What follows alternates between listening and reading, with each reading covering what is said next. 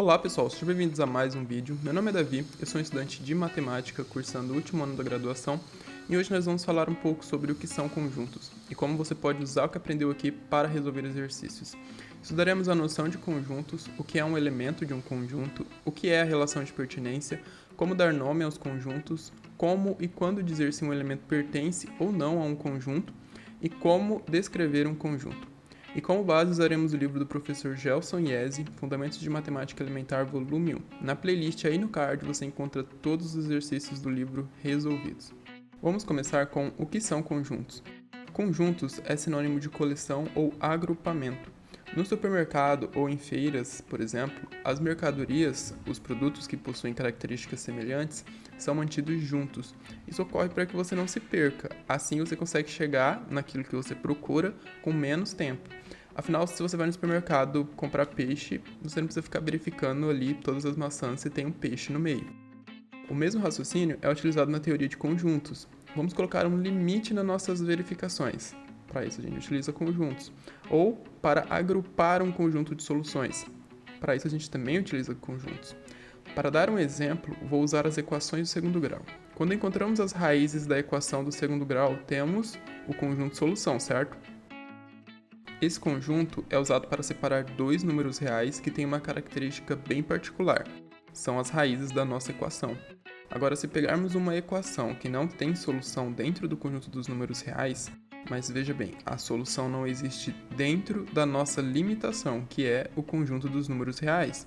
Porém, a gente pode achar a solução dentro do conjunto dos números complexos. Aqui, o conjunto dos números reais limita o nosso trabalho. Se você precisa achar as raízes reais para tal equação, para que você vai calcular as raízes complexas? Bom, agora só para formalizar, vamos dar uma olhada à noção de conjunto. A primeira coisa que devemos fazer ao iniciar nossos estudos em conjuntos é entender o que eles são, e isso a gente já fez bem até aqui, né?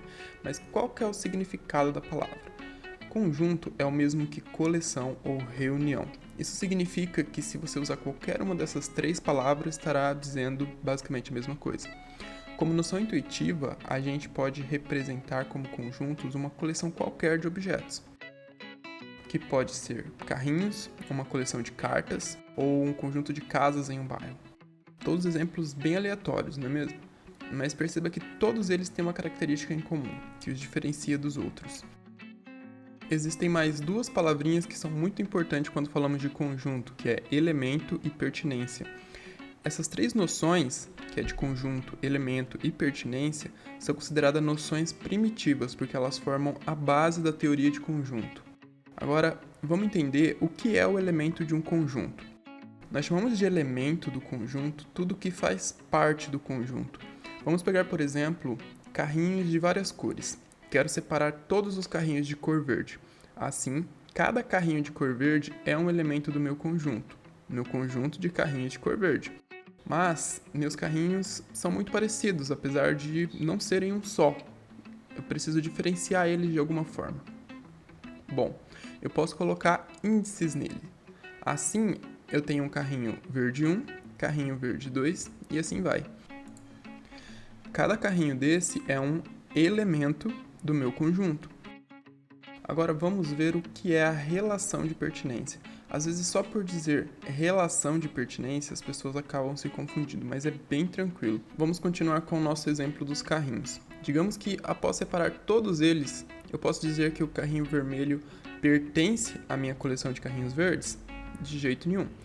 Não quero eles misturados. Então, carrinho vermelho não pertence à minha coleção de carrinhos verdes. E isso é a relação de pertinência, é dizer se um elemento pertence ou não pertence a um determinado conjunto. E agora, como é que a gente faz para dar nomes aos conjuntos? Por convenção, todos os nomes de conjuntos devem ser dados por letras maiúsculas. E sempre que precisar usar uma letra para representar tal elemento, deve ser uma letra minúscula. Talvez agora você não entenda por que usar uma letra para representar um elemento de um conjunto, mas na matemática a gente usa bastante generalizações. Então, assistindo aos exercícios você vai entender melhor. A playlist está aí na descrição.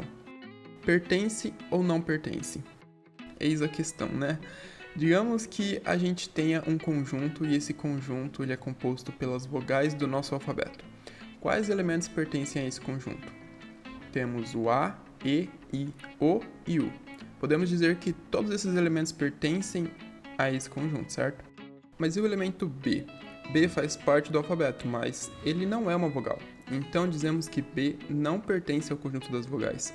Em notação matemática, temos um símbolo para representar se um conjunto pertence ou não pertence a um determinado conjunto. Esse símbolo representa pertence. Agora vamos ver como que a gente faz para descrever os elementos de um conjunto. Bom, tudo que a gente viu até agora foi de uma maneira um pouco mais intuitiva, só para entender os conceitos. Mas na matemática nós temos uma forma mais específica para determinar os conjuntos, senão acaba virando bagunça, não é mesmo? Então vamos às regras. Primeiro, escrevemos os elementos entre chaves e separamos por vírgula, ou podemos usar uma propriedade que é comum a todos os elementos do conjunto. Esse ou quer dizer que qualquer uma que você usar está certa. Agora vamos ver um exemplo para ficar mais claro. Considerando o conjunto das vogais do nosso alfabeto, se quisermos descrever o conjunto citando seus elementos, como já vimos, podemos usar uma letra maiúscula para dar nome aos nossos conjuntos, então vamos chamar de V o conjunto das vogais do nosso alfabeto. Agora, se quisermos descrever por meio de uma propriedade, temos que colocar na forma padrão, que é a seguinte: G igual a X, tal que X tem a propriedade P. Aqui eu usei letras genéricas para representar a forma padrão. O G, que ali representa o nome, o X, que representa os elementos, e o P, que representa a propriedade, pode ser alterado para descrever o que você quiser que seja. Por exemplo, V é igual a X, tal que X é uma vogal. Nesse nosso exemplo, o que é o X? Como ele é uma vogal, ele pode ser o A, E, I, O ou o U. Mas e se tivermos um conjunto com 250 elementos? Vamos escrever tudo isso? Claro que não, a gente pode utilizar reticências nesse caso. Digamos o conjunto que vai até 250, iniciando do 1. Eu vou escrever 1, 2, 3, usar as reticências para indicar que os elementos que tem elementos ali no meio. E vou colocar o último elemento, que é o 250, para indicar até onde vai o conjunto. E assim que representamos o conjunto finito com um número de elementos muito grande. Agora digamos que seja um conjunto infinito, você não quer parar no 250 e quer continuar contando para sempre. Usamos as reticências também. A gente pode pegar aquele exemplo ali de cima, colocar vírgula e reticência para indicar que ele passa pelo 250, mas escrevendo 1, 2, 3, 4 e colocando as reticências, já dá para entender que eventualmente ele vai passar pelo 250. Certo? Então, é assim que a gente representa um conjunto infinito com um número infinito de elementos, ok? Para ficar completo, você precisa ver os exercícios que estão na playlist, porque eles complementam essa aula. E acessar o site estudaemserie.com, lá eu deixo um resumo desse conteúdo. Se inscreva aqui no canal, porque isso ajuda bastante. E eu faço tudo sozinho, então sugestões de melhoria ou correções são muito bem-vindas. Compartilhe, espalhe o conhecimento, bons estudos e até o próximo vídeo.